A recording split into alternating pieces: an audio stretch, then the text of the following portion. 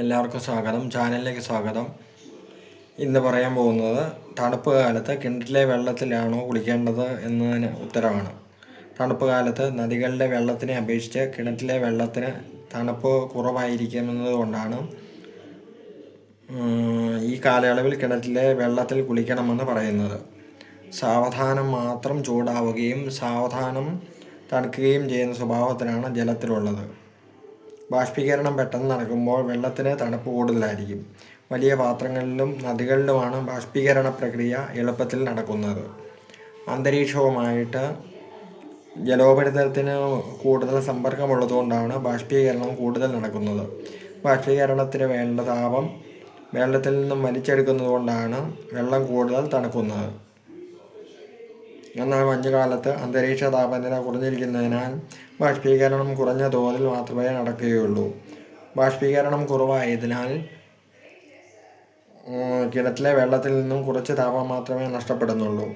ജലോപരിതലത്തിൻ്റെ കൂടുതൽ ഭാഗവും അന്തരീക്ഷവുമായി സമ്പർക്കമുള്ള നദികളിൽ താരതമ്യേന ബാഷ്പീകരണം കൂടുതൽ നടക്കുമെന്നതിനാൽ നദിയിലെ വെള്ളത്തിന് കൂടുതൽ തണുപ്പായിരിക്കുകയും ചെയ്യും. കുളി കഴിഞ്ഞാൽ ശരീരത്തിൻ്റെ ഏതു ഭാഗമാണ് ആദ്യം തുടയ്ക്കേണ്ടത് എന്ന ചോദ്യത്തിന് ഉത്തരമാണ് അടുത്തത്. കുളി കഴിഞ്ഞാൽ ആദ്യം മുതുകാണ് തുടയ്ക്കേണ്ടത്. എന്നാൽ ഒരു ബക്കറ്റ് പൈപ്പ് ജലത്തിൽ കുളിക്കുന്നവരെ ഉദ്ദേശിച്ചല്ല ഈ നിർദ്ദേശം വച്ചിരുന്നത്.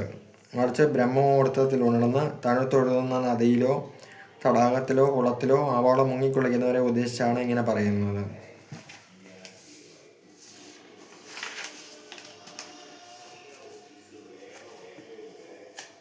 സൂര്യ നമസ്കാരം ചെയ്യുന്നത് എന്തിനാ? സൂര്യ നമസ്കാരത്തിലൂടെ നമ്മുടെ ശരീരത്തിലെ എല്ലാ സന്ധികൾക്കും ചലനം ലഭിക്കുന്നു. പ്രഭാത സൂര്യരശ്മികൾക്ക് ത്വക്കിൽ വിറ്റാമിൻ ഡി ഉൽപ്പാദിപ്പിക്കാനുള്ള കഴിവ് ശാസ്ത്രം അംഗീകരിച്ചതാണ്. ഈ രശ്മികൾക്ക് കാൽസ്യം ഉൽപ്പാദനം നിയന്ത്രിക്കാനുള്ള പ്രത്യേക കഴിവുണ്ട്. സൂര്യ നമസ്കാരം വഴി ഉദരത്തിനും ഉദരസംബന്ധമായ മറ്റ് അവയവങ്ങൾക്കും വ്യായാമം ലഭിക്കുന്നു. ഇതാകട്ടെ മലബന്ധത്തെ വലിയൊരളവ് വരെ തടയുകയും ചെയ്യുന്നു. അതുകൊണ്ട് തന്നെ അവയവങ്ങൾക്ക് ദൃഢത ലഭിക്കുന്നതിനാൽ ശരീരഭാഗത്ത് ക്ഷയരോഗാണുക്കളുടെ ആക്രമണവും ഉണ്ടാകുന്നില്ല.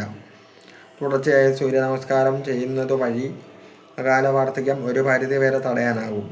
സന്ധികൾക്ക് അയവ് വരുത്തുവാനും കുടവേർ ഇല്ലാതാകുവാനും മനസ്സിനും ശരീരത്തിനും ഉന്മേഷം നിലനിർത്താനും സൂര്യ നമസ്കാരം എന്ന ആചാരവിധിയിലൂടെ സാധ്യമാകുന്നുണ്ട്.